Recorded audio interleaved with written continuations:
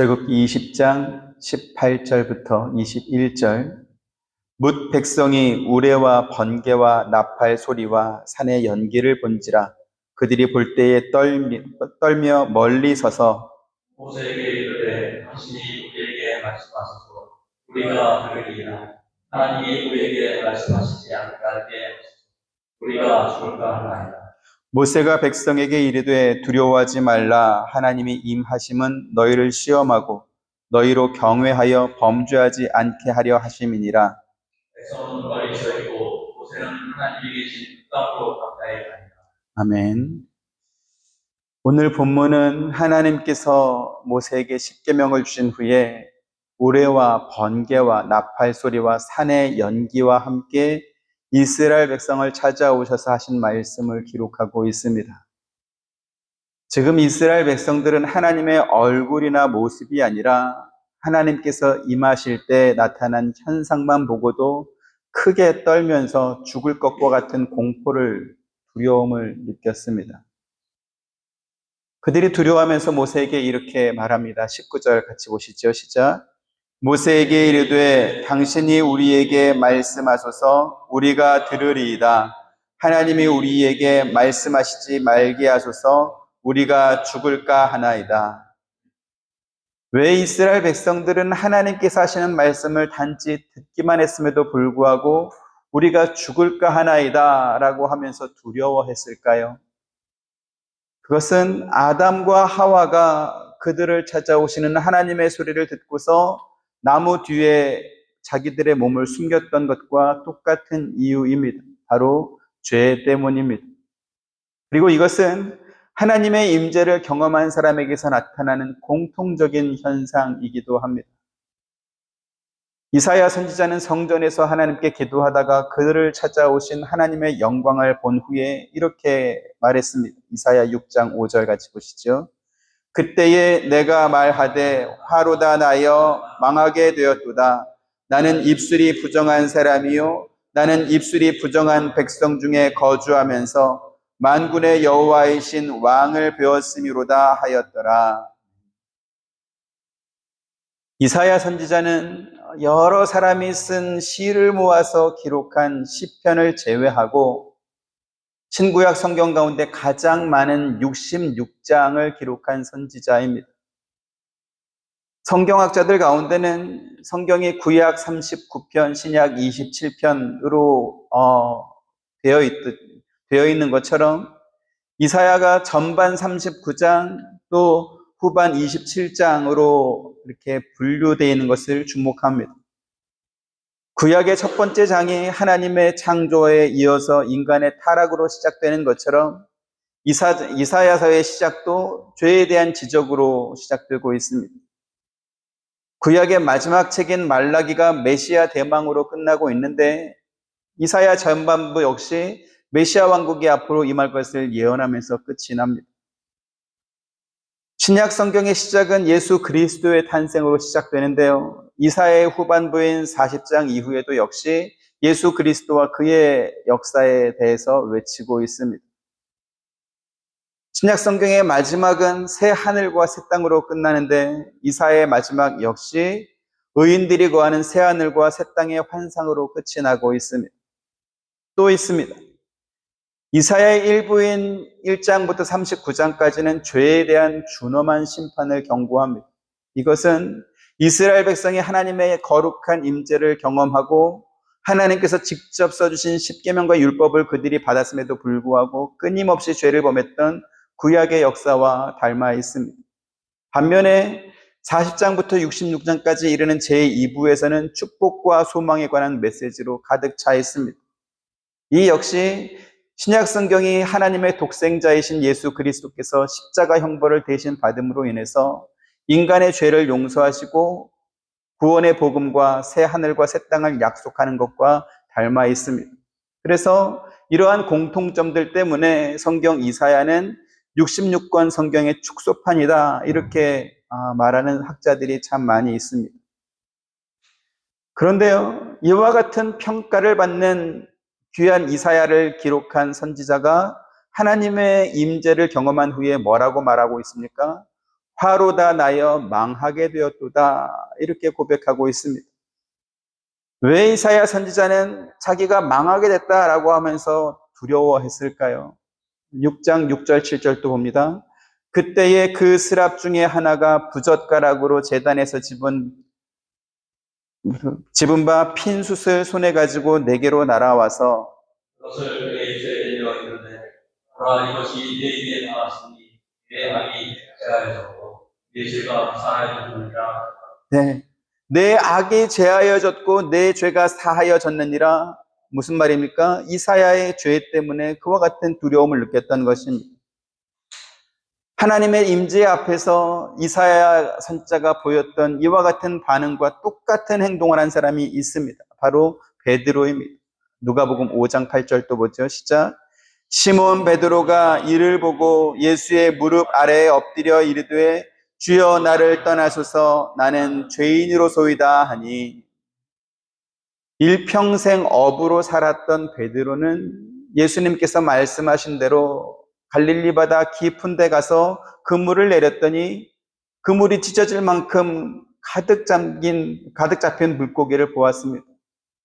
얼마나 물고기가 많았던지 베드로의 배와 또 그의 친구의 배가 같이 와서 그 물고기를 내렸는데 두 배가 잠길 만큼 되었더라. 성경은 그렇게 말씀합니다. 어부의 소원은 무엇입니까? 출항한 그날 잡은 물고기가 배에 가득하게 차는 만선입니다. 비록 베드로가 예수님의 말씀을 듣고 그물을 던져서 많은 물고기를 잡긴 했지만 어쨌든 만선의 수확을 했으니까 그것은 좋아하고 기뻐할 일 아니겠습니까?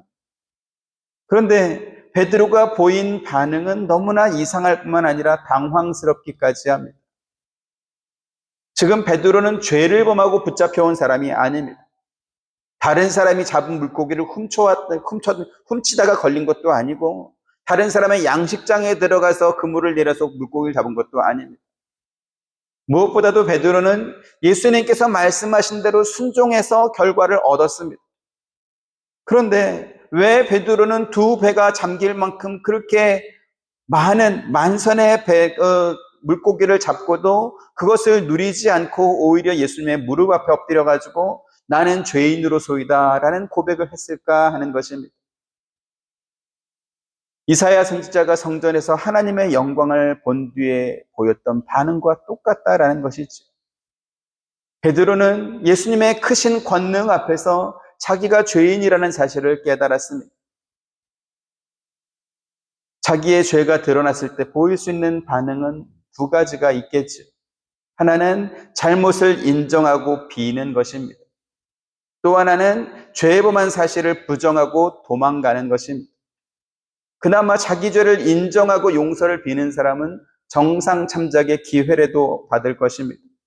하지만 도망치거나 죄 범한 사실을 부정하면 어떻게 됩니까? 나중에 붙잡혀서 그 모든 진실이 밝히 드러나게 되었을 때 오히려 더 무거운 책임을 지게 될 것입니다.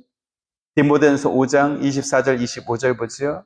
어떤 사람들의 죄는 밝히 드러나 먼저 심판에 나아가고 어떤 사람들의 죄는 그 뒤를 따르나니, 그와 같이 선행도 밝히 드러나고 그렇지 아니한 것도 숨길 수 네. 어리석은 사람들은 죄를 범하고도 영원히 감출 수 있을 것이다 이렇게 기대하고 착각합니다. 하지만 시간이 걸릴 뿐이지 영원히 숨길 수 있는 죄는 없습니다. 그리고 이와 같은 이치는 성경에 말씀하는 것뿐만 아니라 세상의 원리도 다르지 않습니다. 중국의 노자는 천망회회 소위 불루라고 해서 하늘에 친 그물은 하도 커서 얼핏 보기에 엉성해 보이지만 그 그물에서 빠져나가지 못한다 이런 말을 했습니다. 베드로는 예수님의 말씀에 순종했더니 두 배가 가득 잠길 만큼 많은 물고기를 보면서 예수님 앞에 숨길 수 있는 것은 아무것도 없다라는 것을 깨달았습니다. 베드로는 누구입니까? 자신뿐만 아니라 대대로 갈릴리 바다에서 물고기를 잡아서 생업을 하던 그러한 가업을 이었던 사람입니다. 당연히 계절이나 날씨나 혹은 그 바다의 시간대에 따라서 어느 지점에 어떤 물고기가 많이 잡히는지 축적된 경험과 지식으로 잘 아는 노련한 어부였습니다. 베드로뿐만 아니라 그와 함께 그물을 씻었던 다른 동료들 역시 똑같은 그러한 경험과 지식이 있었습니다. 그런데 어부도 아닌 사람이 그것도 자기가 너무나 잘 알고 있는 갈릴리 바다에 와가지고 깊은 데 가서 그물을 내려서 고기를 잡으라 이렇게 말을 하니까 베드로는 마음속으로 우스웠을 것입니다. 예수님께서 베드로의 배를 청해서 그 배 위에 올라가서 설교하실 때 많은 사람들이 예수님의 설교를 들었습니다. 그래서 베드로는 야, 저분 참 설교 잘하시네 이렇게 생각했겠지.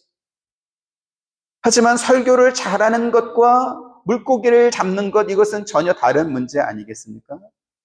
그리고 베드로는 적어도 물고기 잡는 것만큼은 내가 더 잘한다 이렇게 생각했을 것입니다. 제가 이렇게 설교하는 것과 우리 구장모님한테 이 전기공사는 이렇게 되는 겁니다 이렇게 말을 하면 제 말이 맞겠습니까? 구장로님 맞겠습니까? 네? 저는 전기에 대해서는 형광등 가는 거 말고는 해본 적이 없는 사람입니다. 근데 전혀 전공 분야도 아닌데 말을 하면 그건 참 우스운 일이겠지. 그래서 베드로가 지금 누가복음 5장 5절에 말씀에 의지하여 내가 그물을 내리다 이렇게 말을 하긴 했지만 그의 마음 한쪽 편에는 예수님을 시험하고 싶은 그러한 마음이 분명히 있었을 것입니다. 많은 사람들이 베드로의 배에서 가르치는 예수님 말씀을 듣긴 했지만 그러나 적어도 바다에서 고기 잡는 것은 내가 훨씬 잘한다 그렇게 생각하지 않았겠습니까? 그래서 베드로는 깊은 데 가서 그물을 내려서 고기를 잡으라 라고 하는 그 예수님 말씀에 순종해서 바다를 나가면서 아마 자기가 아는 가장 깊은 바다로 들어갔을 것입니다. 왜요? 그 바다는 물이 깊은 곳에서는 물고기가 없다라는 사실을 너무나 잘 알고 있기 때문에 내가 한번 본때를 보여야 되겠다 이러한 마음이 있었을 것입니다. 그런데 베드로가 가졌던 지식이나 경험과 달리 너무나 많은 물고기가 잡힌 것입니다. 그리고 그 경험을 통해서 베드로는 배를 저어서 가장 깊은 곳으로 오면서 마음속으로 예수님을 비웃으면서 시험하고 싶어 했던 그러한 자기의 죄가 생각난 것입니다. 결국 육지로 돌아온 베드로는 예수님 앞에 무릎을 꿇고 주여 나를 떠나소서 나는 죄인으로소이다 라는 고백으로 자기가 범한 죄를 고백할 수밖에 없었던 것입니다. 회개했던 것입니다. 이처럼 자기의 죄를 인정하고 회개하는 베드로에게 예수님께서는 무서워하지 말라 이제후로는 네가 사람을 취하리라 라고 하면서 그를 제자로 삼아주셨습니다. 오늘 본문의 시내산에서 하나님의 임재를 경험한 이스라엘 백성과 또 성전에서 하나님을 만난 이사야 선지자 그리고 갈릴리 바다에서 예수님을 만난 베드로의 공통점이 있습니다. 무엇입니까? 성삼위 하나님의 거룩하심 앞에서 그들이 두려워 떨었다라는 것입니다. 그리고 그 두려움은 자기들이 범한 죄가 드러났기 때문에 생긴 것이었습니다. 기독교 신앙의 핵심이 무엇입니까? 죄인을 구원하러 찾아오신 하나님을 만나는 것입니다. 시내산에서 송아지 우상을 만들어 섬겼던 이스라엘 백성들은 우레와 번개와 나팔 소리와 산의 연기와 함께 찾아오신 그 하나님으로 인해서 두려워 떨었습니다. 단지 하나님의 음성을 듣는 것만으로도 죽을 것 같은 두려움에 빠져가지고 모세를 대표자로 보내서 당신이 하나님 말씀을 대신 듣고 우리에게 알려주십시오. 그럼 우리가 그 말을 듣고 따르겠습니다. 이렇게 말할 정도였습니다. 그때 모세가 백성들에게 한 말이 있습니다. 20절 같이 보시죠. 시작. 모세가 백성에게 이르되 두려워하지 말라. 하나님의 임하심은 너희를 시험하고 너희로 경외하여 범죄하지 않게 하려 하심이니라. 여기 경외하여라고 했습니다. 공포심 이런 것이 아니고 존경하는 마음에서 갖는 두려움이라는 뜻입니다. 보통 왕정시대에 왕의 부름을 받아서 왕 앞에 서게 될 때 경외의 자세를 갖게 됩니다. 그것은 왕의 성질이 포악해서 무서워한다라는 것이 아니고요. 왕이 가진 권위나 영향력이나 혹은 왕이 할 수 있는 능력까지 모두가 다 포함해가지고 그런 것들에 대한 두려움입니다. 모세가 백성들에게 하나님께서 그들을 찾아온 이유를 말하고 있죠. 너희를 시험하여 너희에게 범죄에 대한 두려움을 주어서 너희가 죄를 범하지 않게 하려는 것이다. 이렇게 가르쳐주고 있습니다. 지금 이 말씀은 하나님께서 예수 그리스도를 세상에 보내신 이유와 정확하게 똑같습니다. 기독교 신앙의 가장 무서운 적이 뭡니까? 하나님을 관념화하는 것입니다. 하나님에 대한 인식이나 생각을 일반화하고 추상화하는 것입니다. 그래서 하나님을 관념화하는 가장 대표적인 방법이 무언가? 그것은 하나님을 종교로 만들어버리는 것입니다. 그래서 하나님께서는 그것을 하지 말라라고 말씀했죠. 오늘 본문 23절 같이 봅니다. 시작. 너희는 나를 비겨서 은으로나 금으로나 너희를 위하여 신상을 만들지 말고. 네. 하나님께서는 이스라엘 백성들이 하나님을 상상하면서 은이나 금이나 다른 어떤 재료를 이용해 가지고 형상으로 만드는 그러한 일들을 하지 말라 이렇게 말씀합니다. 가장 먼저 생각나는 것이 있죠. 모세가 시내산 위에 올라갔을 때 이스라엘 백성들이 애굽에서 나올 때 받아가지고 나왔던 그 금과 은을 이용해 가지고 자기들을 구원한 여호와라고 하면서 금송아지 우상을 만들어서 섬겼던 그것입니다. 하나님께서는 이스라엘 백성들이 하나님께 드릴 제물을 올려놓을 그 제단을 쌓을 때도 정으로 쪼은 돌을 사용해 가지고 만들지 말고 그냥 있는 돌 그대로 이용해 가지고 쌓으라 이렇게 또 말씀했습니다. 25절 같이 보죠. 시작. 내가 네게 돌로 제단을 쌓거든 다듬은 돌로 쌓지 말라.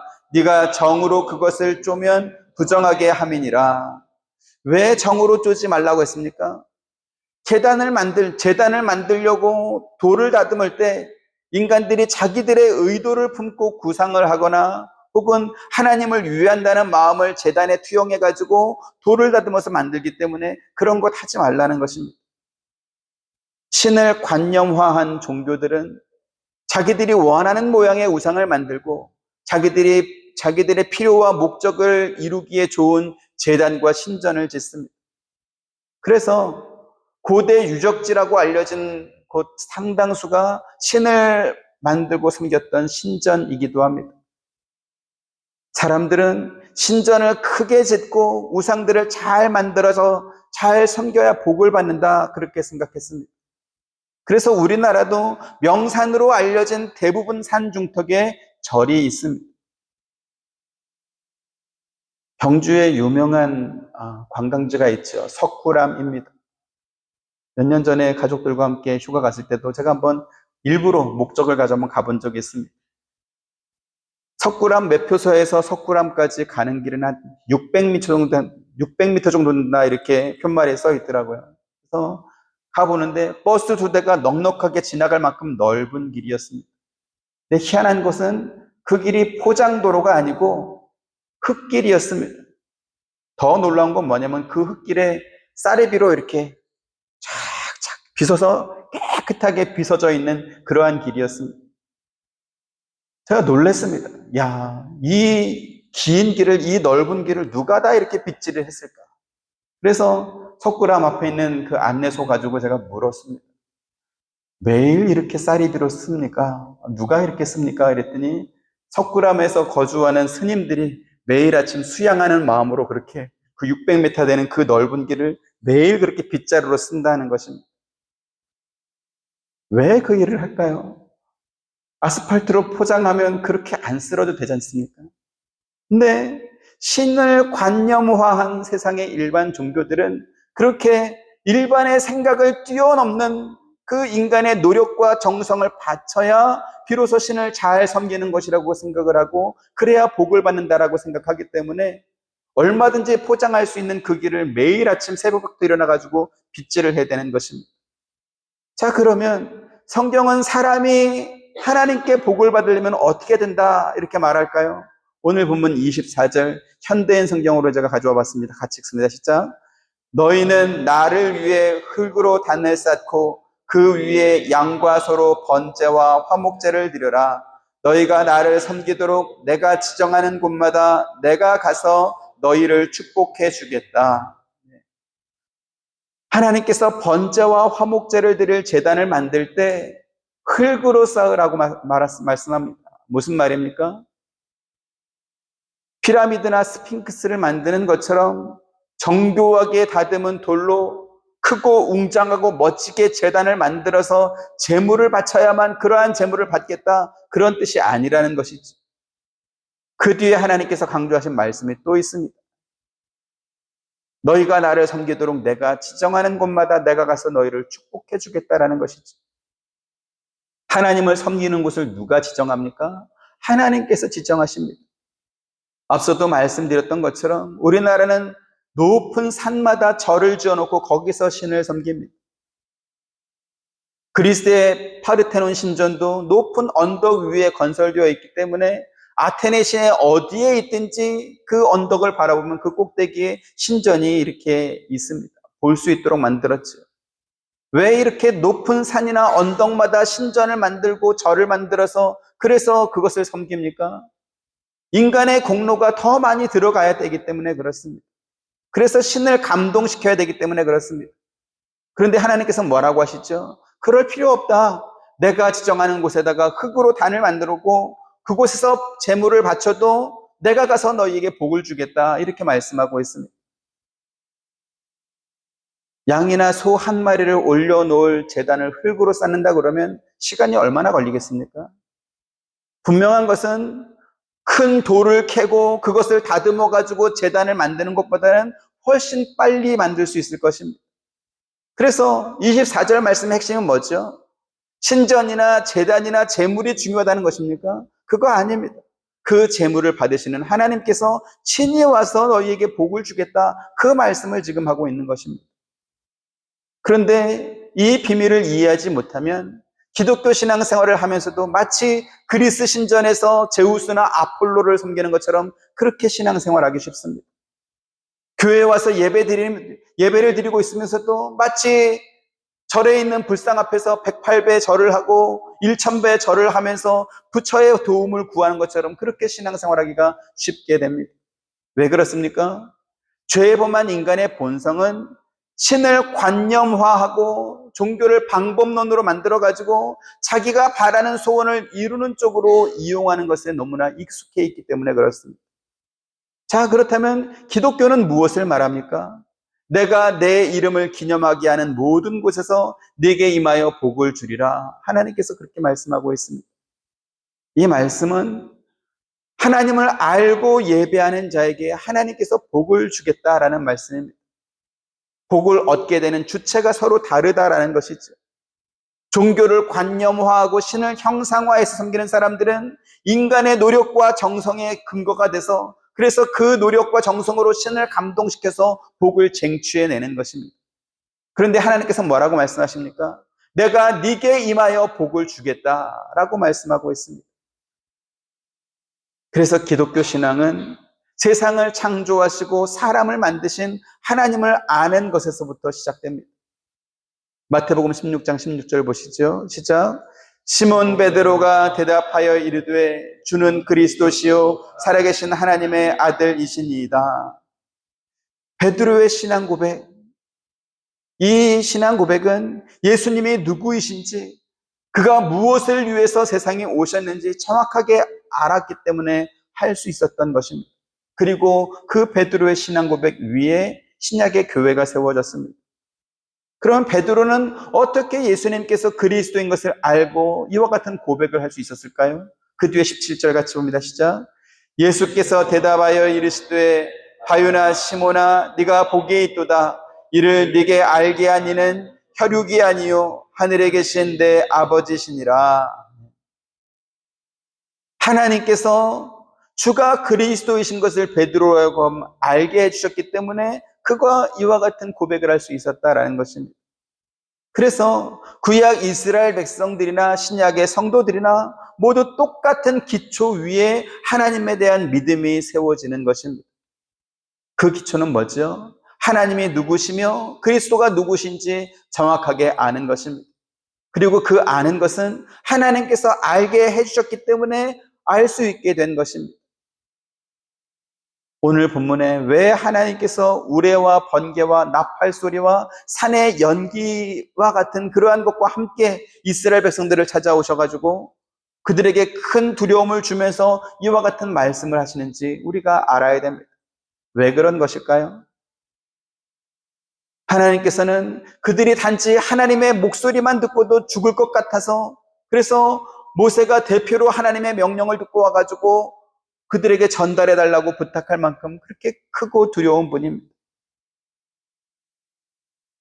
그들이 시내산에서 만난 하나님은 그 전에 그들이 애굽에서 살 때 보았던 그러한 신들처럼 가장 높은 곳에 조각상으로 만들어져 있던 그러한 신이 아니었습니다. 파라오 왕의 무덤을 지키는 스핑크스처럼 압도적인 크기로 감탄과 그 위엄을 느끼긴 하지만, 그러나 그 스핑크스 앞을 떠나면 단 한 발자국도 쫓아올 수 없는 그냥 커다란 돌덩어리 신이 아니었다라는 것이죠. 하나님은 실존하는 영광과 두려움으로 그들을 찾아오셨고 그들이 알아들을 수 있는 언어로 말씀하셨으며 그들이 어떻게 살아야 되는지 분명하게 가르쳐 주셨습니다. 가장 중요한 것은 그들이 어떻게 살아야 하는지 말씀해 주셨다라는 것입니다. 하나님을 어떻게 섬겨야 하는지, 부모를 어떻게 공경해야 하는지, 이웃을 대할 때 어떻게 해야 하는지 그들이 사는 모습을 하나님께서 지켜보신다, 이렇게 말씀한 것입니다. 지금까지 이스라엘 백성들은 인간이 섬기는 신이 어떻게 인간의 삶에 실제로 찾아와가지고 직접 말을 하고 그들이 살아가야 하는 방향을 제시해주는 그러한 것들을 본 적이 없습니다. 경험한 바가 없습니다. 왜요? 그들이 애굽에서 봤던 신이나 혹은 그 주변 나라나 민족들이 섬기는 그러한 신들 가운데 그 어떤 것도 하나님처럼 인생을 찾아온 신이 없었기 때문에 그렇습니다. 그래서 오늘 우리가 살펴보는 본문 말씀이 대단히 중요합니다. 종교의 경전이나 혹은 십계명과 같은 규칙이나 규범은 기독교에만 있는 것이 아닙니다. 불교나 이슬람교에도 경전이 있고요. 그들 나름대로 지켜야 될 규칙이나 규범 같은 것들이 있습니다. 조상에게 제사를 드릴 때도 이렇게 충문을 만들어서 그런 것들을 원칙을 따라 읽습니다. 너무 크게 읽으면 안 되고, 너무 작아도 안 되고, 너무 빨라도 안 되고, 너무 늦어도 안 되고, 경망스럽게 읽어도 안 되고, 하여간 정해진 원칙을 따라서 경건하게 또 돌아가신 조상님들을 이렇게 공경하는 마음으로 읽어야 된다, 이렇게 되어 있습니다. 그런데 그런 것들은 인간이 신을 높이고 조상을 위한다고 자기들이 생각하면서 만든 것이지, 신이 와서, 조상이 와서 이렇게 해라, 이렇게 알려준 것이 아닙니다. 그것이 경전이 됐든 규칙이나 규범이 됐든 심지어 재래의식에 사용되는 그 충문 하나까지도 인간이 만들어서 자기들끼리 정한 것이지 신이 개입한 바는 없습니다. 그러면 그러한 세상의 종교들과 우리 기독교의 하나님은 어떻게 다른 것입니까? 예레미야 7장 1절부터 4절 보시죠. 여호와께로부터 예레미야에게 말씀이 임하니라. 이르시되 너는 여호와의 진문에 서서 이 말을 선포하여 이르기를, 여호와께 이대로 입으로 들어간 유다 사람들아, 여호와의 말씀을 들으라. 만군의 여호와 이스라엘의 하나님께서 이와 같이 말씀하시되 너희 길과 행위를 바르게 하라. 그리하면 내가 너희로 이곳에 살게 하리라. 너희는 이것이 여호와의 성전이라, 여호와의 성전이라, 여호와의 성전이라 하는 거짓말을 믿지 말라. 네, 하나님께서 예레미야 선지자에게 너 성전문의 앞에 서가지고 이렇게 선포하라고 말씀합니다. 뭘요? 너희는 이곳이 여호와의 성전이라, 여호와의 성전이라, 여호와의 성전이라는 거짓말을 믿지 말라, 이렇게 선포하라고 말합니다. 가끔 한국 뉴스에 보면 불국사나 해인사와 같은 유명한 관광지이면서 알려진 절에 가가지고 예수천당 불신지옥 이렇게 전도하다가 쫓겨난 사람이 있다, 이러한 뉴스들이 이렇게 나옵니다. 아마 그분들은 불교에는 구원이 없다라는 것을 확실히 알고 있고, 또 그곳을 찾는 불교 신자들이나 일반 사람들 혹은 심지어 그곳에 있는 스님들이라도 복음을 듣고 구원받아야 된다는 어떤 확실한 신념이 있어서 그렇게 했을 것입니다. 자, 그러면 예레미야 선지자도 그런 심정으로 지금 성전 앞에 서가지고 여기가 여호와의 성전이라는 거짓말을 믿지 마라, 이러한 것을 말을 했을까요? 아니요. 예레미야 개인의 신념이 아니고 하나님께서 그렇게 하라고 말씀하신 명령에 그가 순종한 것입니다. 자, 그러면 왜 하나님께서는 예레미야 선지자에게 이와 같은 명령을 하셨을까요? 그곳이 하나님의 성전인 이유는 단지 이스라엘 백성들이 그곳에 와가지고 제물을 바치고 기도하는 곳이기 때문에 하나님의 성전이 되는 것이 아니라는 것입니다. 계속해서 5절부터 7절 봅니다. 너희가 만일 길과 행위를 참으로 바르게 하여 이웃들 사이에 정의를 행하며 이방인과 고아와 과부를 납치하지 아니하며 무죄한 자의 길을 이곳에서 흐리지 아니하며 다른 신들 길을 따라 나를 자처하지 아니하며 같이 내가 너희를 이곳에 살게 하리니 곧 너희 조상에게 영원 무궁토록 준 땅이니라. 아멘. 하나님께서 이스라엘 백성을 자기 백성으로 삼으신 이유는 뭡니까? 그들이 다른 나라나 다른 민족과 달리 하나님의 뜻을 따라 살게 하게 하기 위해서, 그래서 애굽에서 그들을 구원해 내신 것입니다.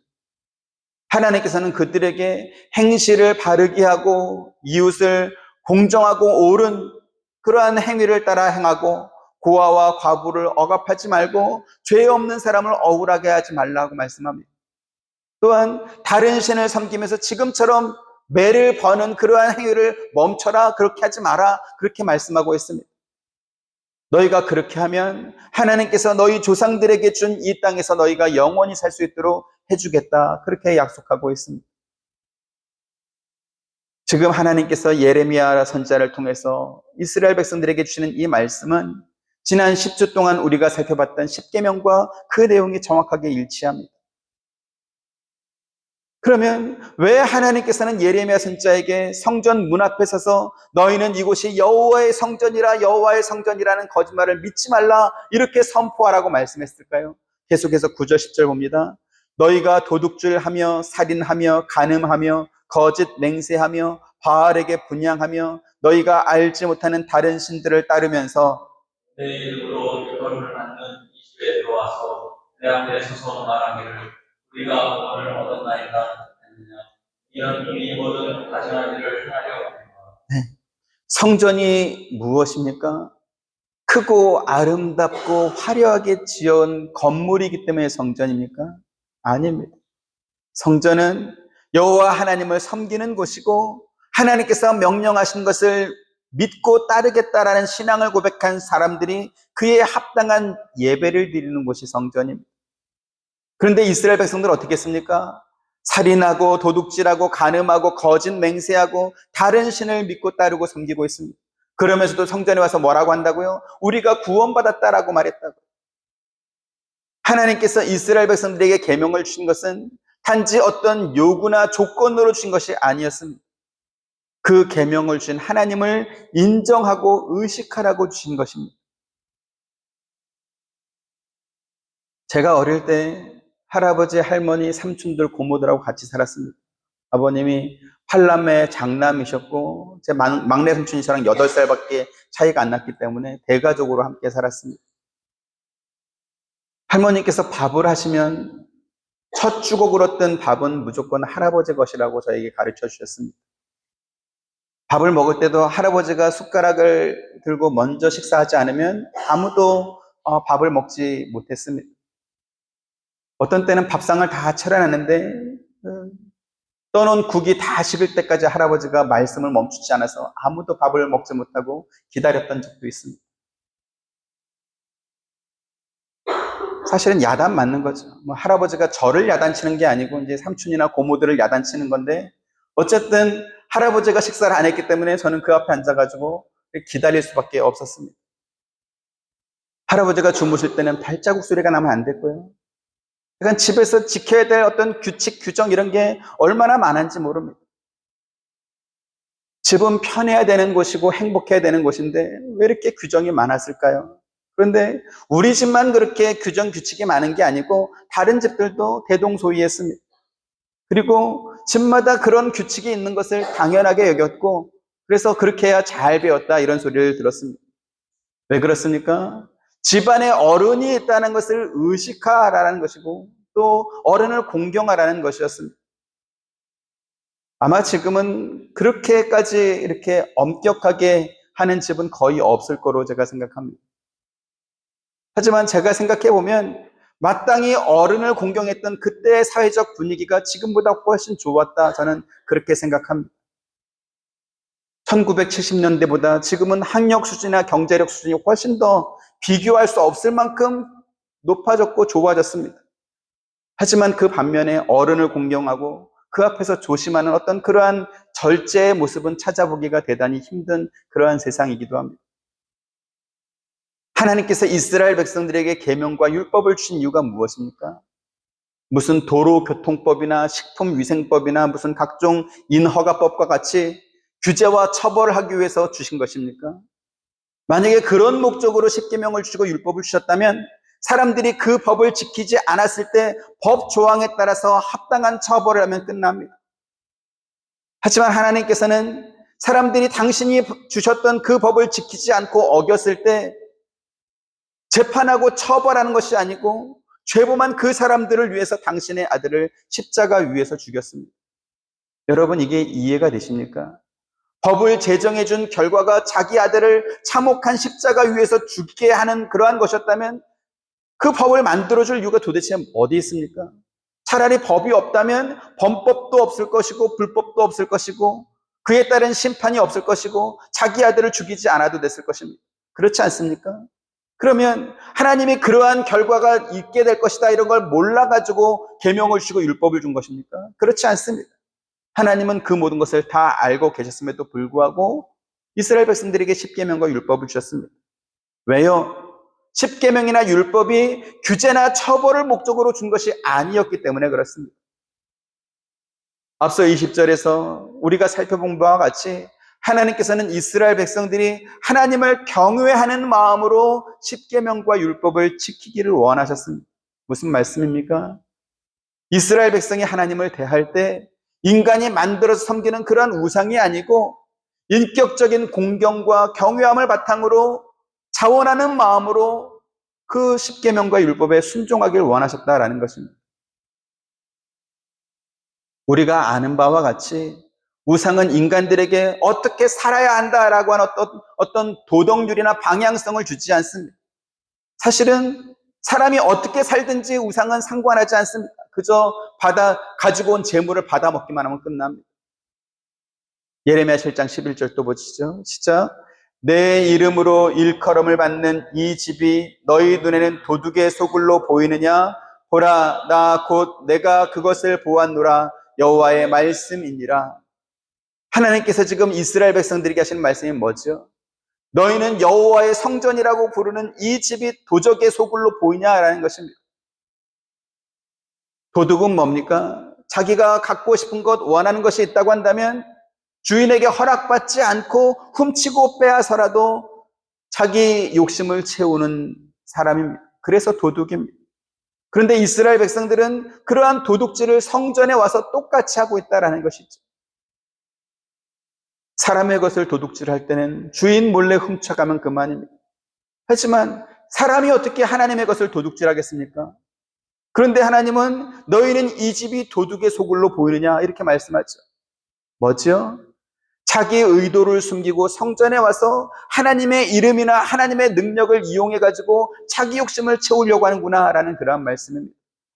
그런데 이와 똑같은 말씀을 예수님께서도 하셨습니다. 마태복음 21장 12절 13절 예수께서 성전에 들어가사 성전 안에서 매매하는 모든 사람들을 내쫓으시며 돈 바꾸는 사람들의 상과 비둘기 파는 사람들의 의자를 둘러 엎으시고 그들에게 이르시되 기록된 바 내 집은 기도하는 집이라 일컬음을 받으리라 하였거늘 너희는 강도의 소굴로 만드는구나 하시니라. 네.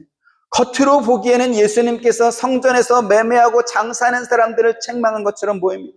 실제로 예수님께서는 그러한 사람들의 상과 의자를 다 뒤집어 엎어버렸습니다. 하지만 예수님께서 이렇게 책망하는 궁극적인 대상은 누굽니까? 장사꾼들에게 자리를 내주고 그곳에서 장사할 수 있도록 판을 깔아준 뒤에 이윤을 나눠 먹는 대지상과 서기관들 또 백성의 지도자들이었습니다.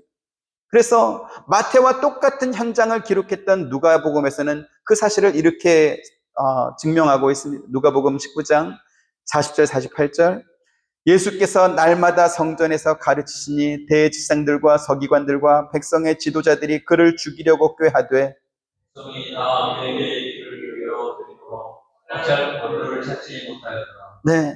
예수님이 뭘 잘못했다고 대제사장과 서기관들과 백성의 지도자들이 예수님을 죽이려고 했습니까? 그것은 그들이 장사꾼들로부터 받아 챙기던 그 소득을 예수님께서 막아버렸기 때문에, 성전을 정화했기 때문에 그렇습니다. 앞서 예레미야가 너희는 이것이 여호와의 성전이라 여호와의 성전이라 여호와의 성전이라는 거짓말을 믿지 말라 이렇게 말씀했죠. 그들은 그곳이 여호와의 성전이라고 했습니다. 하지만 실제는 어떻게 됐습니까? 하나님의 이름을 이용해 가지고 자기의 이권과 욕심을 불법적으로 채우는 도둑질하는 성전이 되어버렸기 때문에, 성전이 되었던 것입니다. 그래서 하나님께서는 사람이 우상을 섬기는 것처럼 하나님 앞에 와가지고 재물 몇 개 이렇게 던져주고 나서 큰 복을 달라고 하는 그러한 요구를 참지 않겠다라고 말씀하는 것입니다.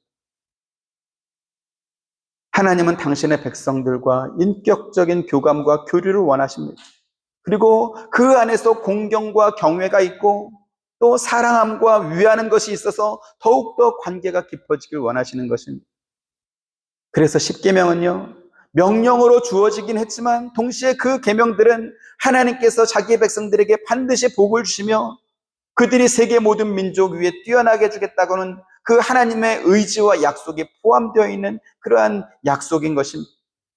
이것을 알지 못하면 예레미야 선지자 시대의 사람들이나 혹은 성전의 장사꾼들을 들여놓고서는 이권과 이문을 나눠 먹던 그 대제사장과 또 서기관들처럼 신앙생활하게 되는 것입니다.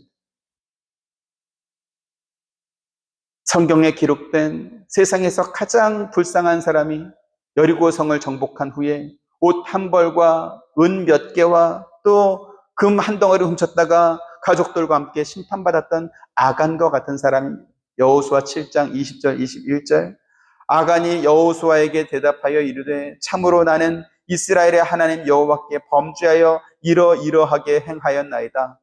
내가 노력한 물건 중에 시날산의 아름다운 벌과 은 200세겔과 그 무게가 50세겔 되는 은덩이 하나를 보고 판매하고 가졌나이다. 보소서 이제 그 물건들을 내 장막 가운데 한 수에 감췄는데 너는 그 밑에 있나이다. 하나님께서는 이스라엘 백성들이 가나안 땅에 들어가기 전에 그들에게 주셨던 약속이 있었습니다.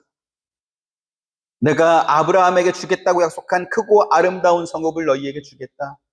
너희가 채우지 않은 아름다운 물건이 가득한 집을 줄 것이며 너희가 파지 않은 우물을 먹게 해줄 것이며 너희가 가꾸지 않은 포도원과 감람나무를 얻게 해주겠다라는 그러한 약속을 주셨습니다. 하나님께서 그들에게 주셨던 약속은 이스라엘 백성들이 뭘 잘해가지고 주겠다는 것이 아니었습니다.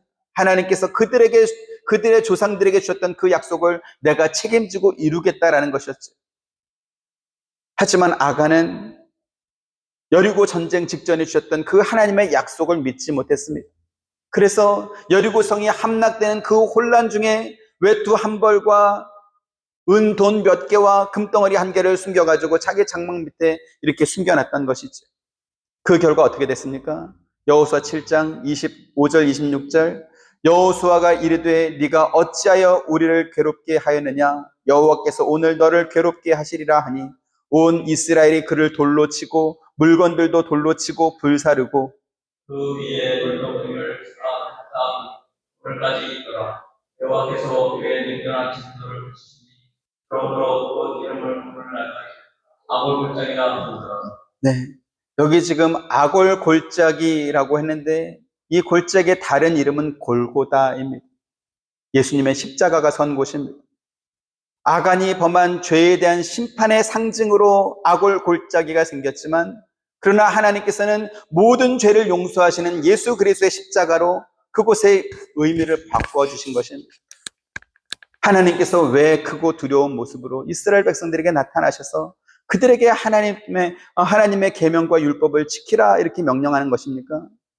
그들의 자유를 억압하고 공포를 심어줘서 그래서 꼼짝 못하도록 하려고 이와 같은 명령을 준 것입니까? 그렇지 않습니다. 종교를 관념화하고 하나님을 형상화해서 마치 우상을 섬기듯이 하나님을 섬기고 종교적 수단으로 하나님의 이름을 이용해가지고 자기의 이익을 챙기려고 하는 것을 막기 위해서 계명과 율법을 준 것입니다. 기독교는 신앙이란 것을 이용해가지고 세상에서 자기의 소원을 이루는 그러한 종교가 아닙니다. 기독교는 우리를 만들고 구원하신 하나님께 합당한 공경과 영광을 돌리고 하나님의 자녀다운 삶을 살아냄으로 인해서 하나님께서 기뻐하시는 인격을 만들려고 있는 것이 바로 기독교입니다. 이러한 인격은 마치 붕어빵을 찍어내고 풍선껌 불어서 이렇게 풍선 크게 불듯이 그렇게 하루아침에 만들어지는 것이 아닙니다. 넘어지고 일어나는 훈련이 필요한 것이고 기쁨과 좌절을 반복해서 경험하는 시간이 필요한 싸움인 것이죠. 그래서 저와 여러분, 우리 하와이 한빛 장로교회가 이 인격을 만드는 싸움을 잘 해내기를 주님의 이름으로 축원드립니다. 하나님께서 왜 계명과 율법을 주셨는지 그 본질적인 의미를 알아서, 그래서 하나님께서 우리와 나누길 원하는 그 인격적 관계, 그 교류, 그 친밀함, 그에 합당한 사람이 되기 위해서 이렇게 훈련하고 쌓아가는 그러한 신앙의 연습을 잘 해내는 저와 여러분 되시기를 주님의 이름으로 축원드립니다. 은혜로우신 아버지 하나님, 감사합니다. 하나님께서 왜 크고 두려운 모습으로 시내산에서 이스라엘 백성들 앞에 나타나셨는지, 왜 하나님께서 그와 같은 모습으로 우리에게 이러한 말씀을 가르쳐 주시는지, 우리가 그 의미와 본질을 깨닫고 하나님 앞에 바른 신앙인의 모습으로 또한 하나님의 자녀와 백성다운 사람으로 서길 원합니다. 여러 가지 모습과 방법으로 우리를 다루시고 훈련하실 때 우리가 그리스도의 성품을 담고 하나님의 신성한 성품을 닮아가는 이 신앙의 연습을 잘 배워나갈 수 있도록 더욱 가르쳐 주시고 또 책망하여 주옵소서. 예수님의 이름으로 기도드립니다. 아멘. 지금은 우리 주 예수 그리스도의 은혜와 하나님의 크신 사랑과 보혜사 성령님의 감화감동 교통하심이 주의 말씀을 듣고 순종하길 원하는 사랑하는 모든 성도님들의 머리 위와 가정과 생업과 하시는 모든 일들 가운데 지금부터 영원토록 함께 있기를 축원하옵나이다. 아멘.